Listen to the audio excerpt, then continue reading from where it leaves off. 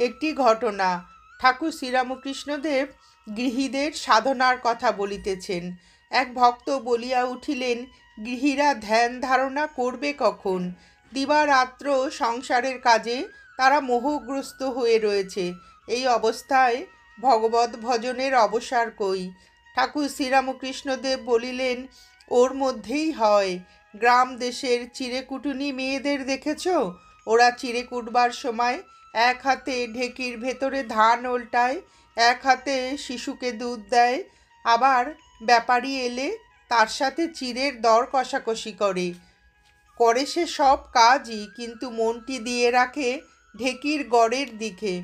সে জানে অন্যমনস্ক হলেই তার হাত ঢেকির ঘায়ে চূর্ণ হয়ে যাবে। সংসারী লোকেরা চিঁড়েকুটুনির মতোই সমস্ত মনটি ঈশ্বরের দিকে দিয়ে রেখে সকল কাজ করে যেতে পারে, তাতেই কাজ হবে।